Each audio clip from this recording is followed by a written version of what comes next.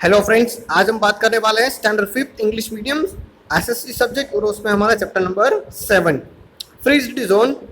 ठीक है, चलो देखते हैं उसमें क्या है। उसमें हमें आज पढ़ना है location, climate, life in the region, a case study of the Greenland, change in the lifestyle. ठीक है, तो इतने सारे हमें जो 5 टॉपिक दिए गए हैं ना, उसी के बारे में आज हमें पढ़ना है।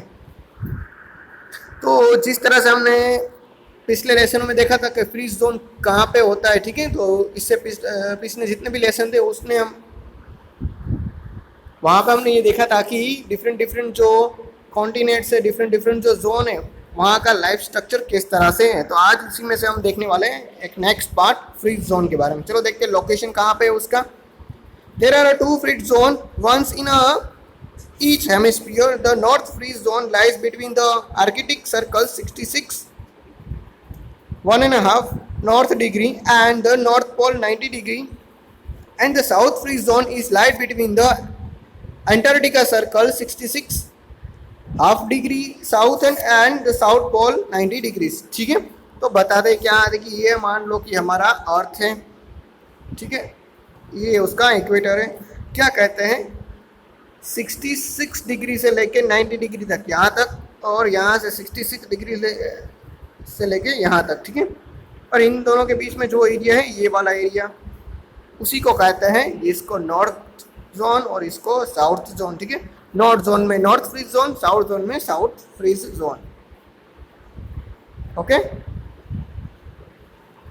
जो नॉर्थ जोन में वहाँ पे है आर्कटिक सर्कल से लेके नॉर्थ जोन। ठीक है, यहाँ पे ये जो लाइन है उसको कहते हैं हम आर्कटिक सर्कल, और ये जो लाइन है उसको कहते हैं एंटार्क्टिक सर्कल। ओके, तो फ्री जोन के बारे में देख लिया है हमने।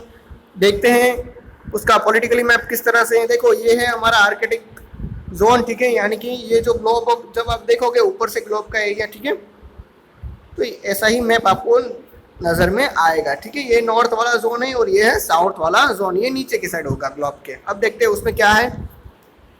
Most of the free zone are the cover with the snow. Antarctica is the coldest place in the world and lies in the southern freeze zone. Approximately 98% of the land here is covered with ice. The remaining 2% of the land has barren rocks. Canada, Greenland, part of the North America, northern part of the Asia, Siberia, and the north part of the European are situated in the North Freeze Zone. The entire continents of the Antarctica lies in the Southern Freeze Zone. ठीक है, क्या कहते हैं, ये कहता है कि जो एंटार्क्टिका कॉन्टिनेंट है, ठीक है, वो पूरे वर्ल्ड का सबसे कोल्डेस्ट जोन है। ठीक है, सबसे कोल्डेस्ट प्लेस है वहाँ का। वहाँ पे जो टोटल लैंड है उसका 98% तो बर्फ से ढकी हुई है, और बाकी की जो 2% है, ठीक है, उसमें बड़े बड़े रॉक्स आए हुए हैं। ठीक है, बैरन रॉक्स है, मतलब कि सख्त रॉक्स, ठीक है, जो बहुत ही हार्ड फॉर्म में होते हैं ऐसे। और नॉर्थ पोल की बात करें, जहाँ पे आर्कटिक सर्कल आया हुआ है, तो वहाँ पे कनाडा है, ग्रीनलैंड है, अमेरिका है, ठीक है, और एशिया का कुछ पार्ट है, साइबेरिया है, और कुछ यूरोप का पार्ट है। तो ये सारे नॉर्थ फ्रीज जोन में आए हुए हैं, और बाकी का साउथर्न जोन में पूरा का पूरा एंटार्क्टिका कॉन्टिनेंट ही आया हुआ है। ठीक है, अब देखते हैं वहाँ का क्लाइमेट जोन कैसा है।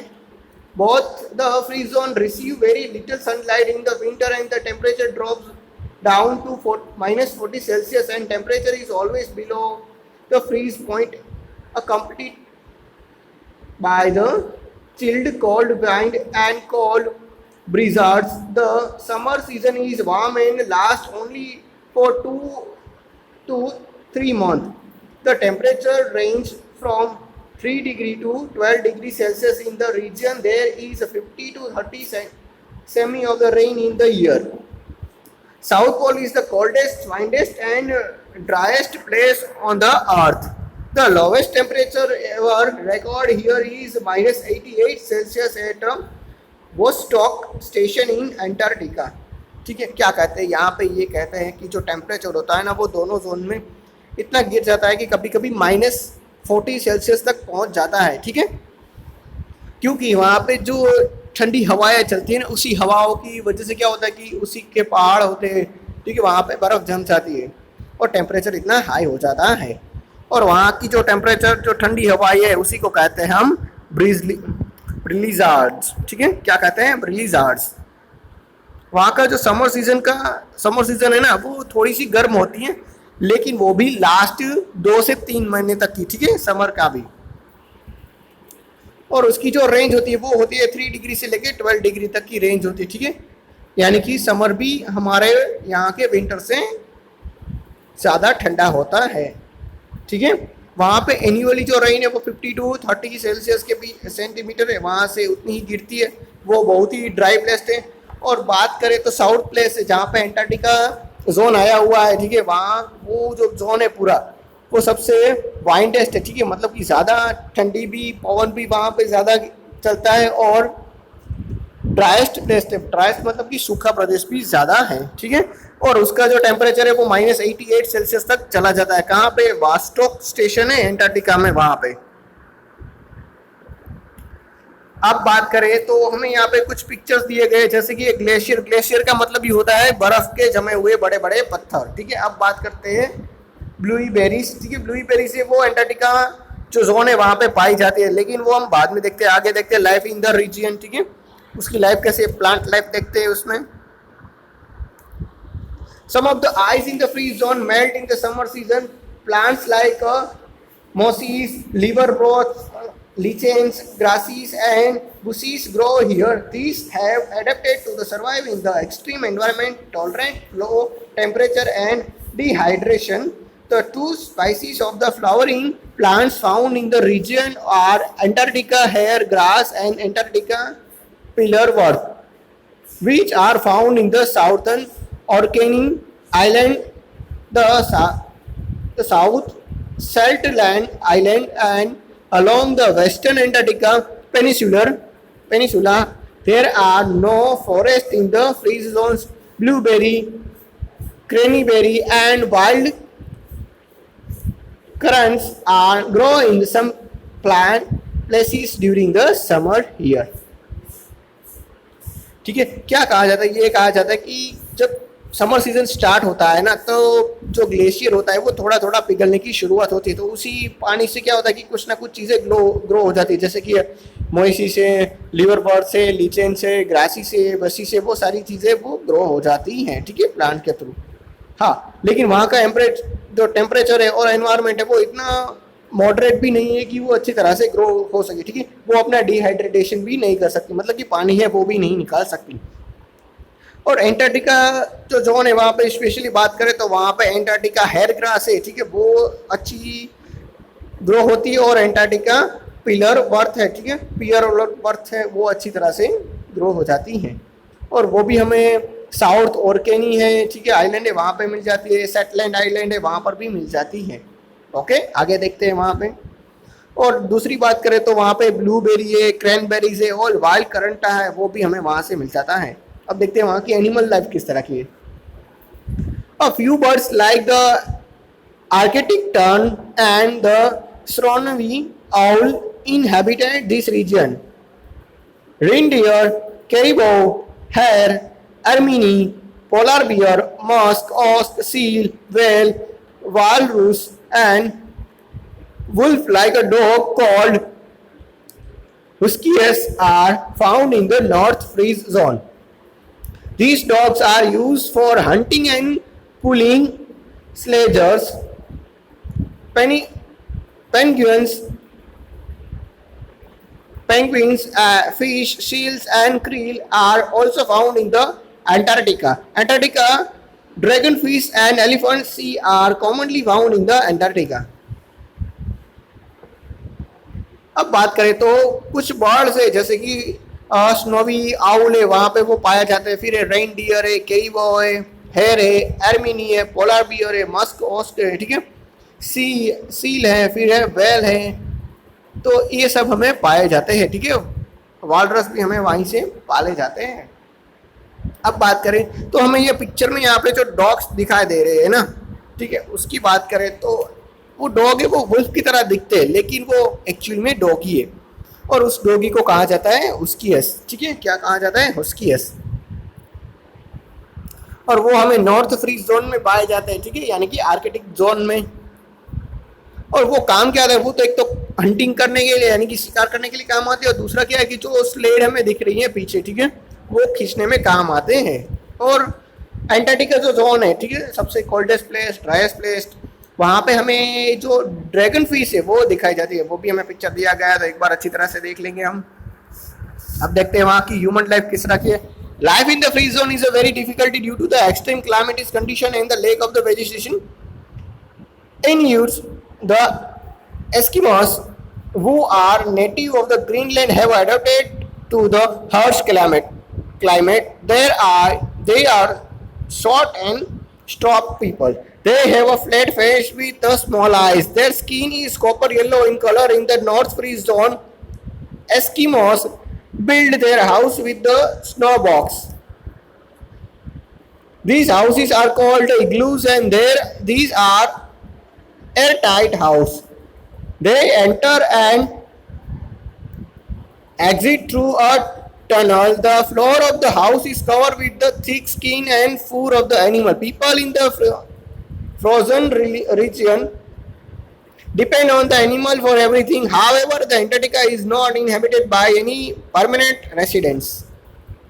अब क्या कहा जाता है, ये कहा जाता है कि देखो एंटार्क्टिका है वो तो सबसे ज़्यादा कोल्डेस्ट प्लेस है, तो यहाँ वहाँ पे लाइव करना ही पॉसिबल नहीं। तो अब बात करते हैं हम नॉर्थ जोन में। जो नॉर्थ जोन में एस्किमोस नाम की एक प्रजाति है वो वहाँ पे रहती है, ठीक है। और वो क्या करती है, तो वो अपने घर है वो इग्लू जैसे बना दे, ठीक है, इग्लू की तरह ही अपने घर बनाती है। वो भी एयर टाइट है ताकि ठंडी हवा है वो उसकी घर में से ना जा सके। और साथ साथ क्या होता है कि वो ये भी ध्यान रखती है कि वो लोग है वो टनल से आ जा सके, ठीक है। और वो जनरली अपने घर के आसपास और अपने बचाव के लिए एनिमल्स की जो स्किन होती है, जो उसके फूड होते हैं, ठीक है, उसका यूज करते हैं। और जो एस्किमोस नाम की जो प्रजाति है वो ग्रीनलैंड में ज्यादा पाई जाती है। वो लोग है वो छोटे होते हैं, ठीक है, और चपटे मुंह वाले होते हैं।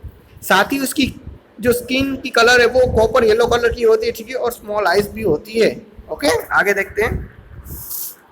People visit Antarctica on the scientific expeditions. Scientists and research scholars stay in specially constructed temperate resident house to conduct research work. These are about 4,000 seasonal visitors to Antarctica. ठीक है।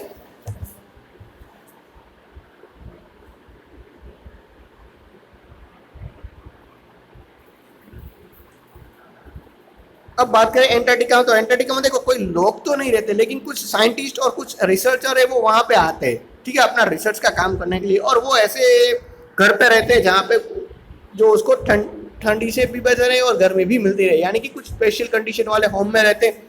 और एनुअली 4,000 लोग है, विजिटर लोग है, वो वहाँ पे आते हैं। अब बात करते हैं फूड की, खाना क्या होता है वहाँ का।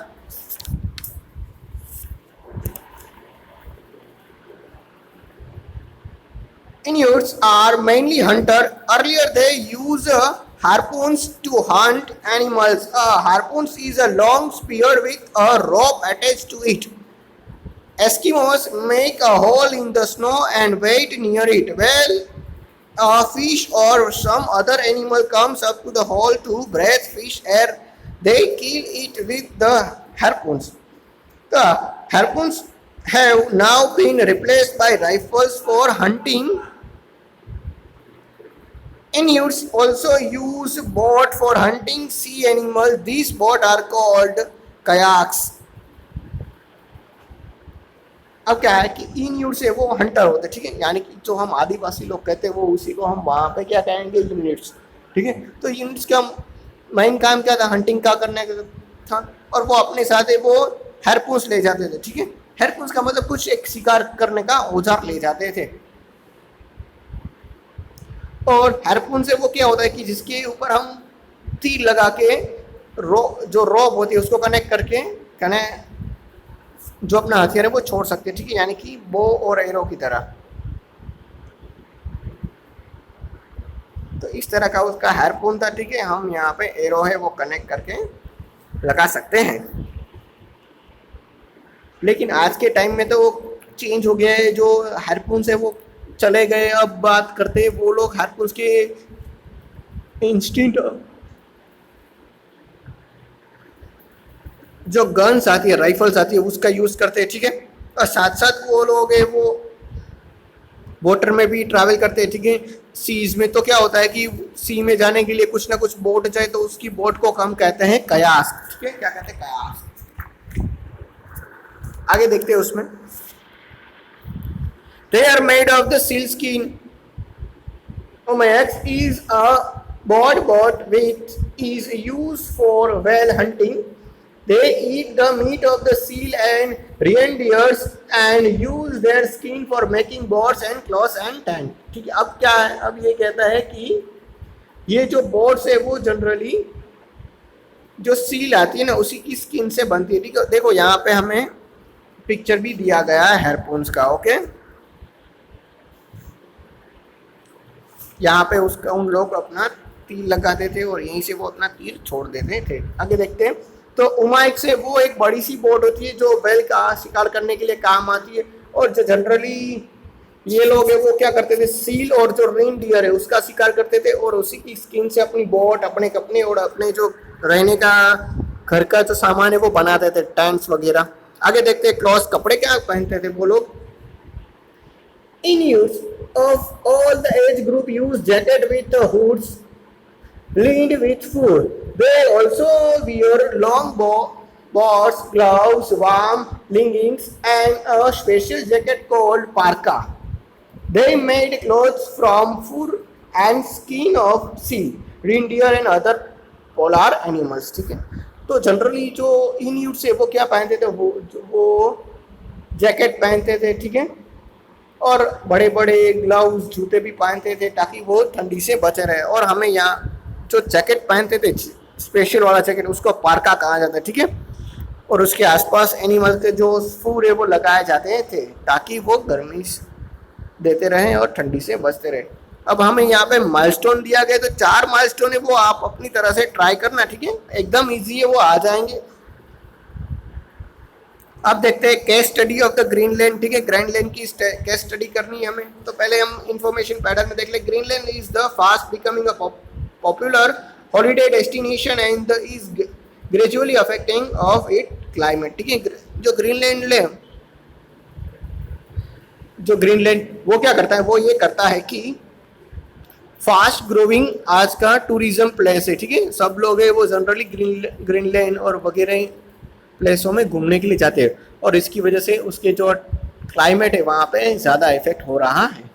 अब देखते हैं वहाँ पे, Greenland is the largest island in the world located in the north Atlantic Ocean. More than 2/3 of the island is falling in the Arctic freeze zone. The climate of the country remained around the freezing point, 0 degree Celsius cold throughout the year. Eskimos or Inuits are the native of this island. Their livelihoods depend on the hunting and fishing of the reindeer, seals and fish. They live in the ice house called igloo in the winter. They also live in the wooden house or tent. They export fish and food. The capital of the Greenland is Nuuk with the population of the 11,000. The city has a developed network of transport and communication. The capital has an airport. ठीक है, अब Greenland की बात करते हैं तो Greenland क्या है, तो वो नॉर्थ अटलांटिक में आया हुआ है, ठीक है। साथ साथ उसका एक शिरा है वो साउथ जो आर्कटिक फ्रीज जोन है वहाँ पे गिरता है, ठीक है। 2/3 पार्ट तो वो वहीं पे गिरता है और उसका जो टेम्परेचर है वो 0 डिग्री कोल्ड होता है, ठीक है। पूरे के पूरे साल 0 डिग्री वहाँ पे रहता है। और जो दोनों ही आदिवासी प्रजाएं है जैसे कि एस्किमोस और इन्यूट्स, वो दोनों ही वहाँ के रहने वाले हैं, ठीक है। और जनरली वो अपना गुजारा है वो शिकार करके, मछलियों का शिकार करके, स्पेशली रेनडियर्स मछली है, ठीक है, उसका शिकार करके वो अपना गुजारा करते हैं। वो जो हाउस में रहते हैं उसको इग्लू कहते हैं। वो आज के टाइम में तो वो लोग अपने हाउस को चेंज कर चुके हैं, ठीक है, वुडन के हाउस बना चुके हैं, टेंट बना चुके हैं। और वो मछली और पूरे एनिमल्स का वो उसका निकास करते दूसरे देशों में बेचते ताकि उसको कुछ ना कुछ इनकम मिल जाए। और ग्रीनलैंड उन लोग वहाँ के जो रहने वाले लोग हैं, ठीक है, वो 11,000 ही है, ठीक है, 11,000 ही उसकी पॉपुलेशन है। और उन लोग इतने डेवलप कर चुके हैं कि वहाँ पे आज के टाइम में अपना पर्सनली वो लोग एयरपोर्ट भी है और उसकी कैपिटल है, और उसकी जो कैपिटल है उसी का नाम है नुक, ठीक है। अब देखते हैं change in the lifestyle.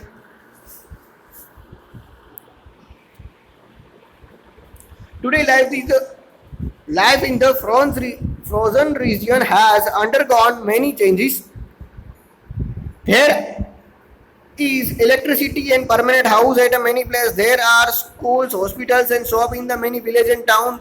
Computer education is compulsory for the children up to the age of 14 years.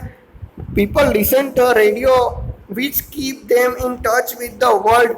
People who live in the free zone also use a motorized sledges called skidos for transportation. They use motorboat for hunting and fishing. Technology connects some cities and places of the Arctic as well as Antarctica region. अब क्या है कि वहाँ के people है वो उसकी life में किस तरह से चेंज हुआ, तो आज के टाइम में परमानेंट हाउस बन चुके हैं, स्कूल्स, हॉस्पिटल्स और जो शॉप्स है वो भी गांव में बन चुकी है। आज के टाइम में वो लोग कंप्यूटर का एजुकेशन भी लेते हैं, 14 साल से बड़े बच्चे वो कंप्यूटर का एजुकेशन भी ले रहे हैं। और बात करें तो जिस तरह से हमारे यहाँ कैसे जो मोटर कार होती है, तो वहाँ की जो मोटर कार है, ठीक है, उसको कहता है स्कीडोस, ठीक है, स्कीडोस कहते हैं। साथ साथ बात करें तो जो टेक्नोलॉजी है वो दोनों ही कॉन्टिनेंट से जो फ्रोजन रीजन है यानी कि आर्कटिक और एंटार्क्टिका वो दोनों को कनेक्ट रख रही हैं। अब देखते हैं एक्सरसाइज में, ठीक है। तो एक्सरसाइज मैंने आपको लिख दी है, एक बार अच्छी तरह से चेक कर लेना कि साउथ फ्रीजन जोन है उसको क्या कहा जाता है, ठीक है। तो फ्रीज जोन है उसका आइस है वो कब मेल्ट होता है, ग्रीनलैंड है वहाँ की कौन सी प्रजाति रहती है, वगैरह वगैरह, ठीक है। ये सब कुछ इजी एमसीक्यूज है। ब्लैंक्स भी दिया गया है, ब्लैंक्स में एक चेंज है, ठीक है। जहाँ पे पहले ब्लैंक्स में 80 डिग्री लिखा है वहाँ पे -88 डिग्री आएगा। हम सबको बताया कि वो लोवेस्ट टेम्परेचर है, ओके।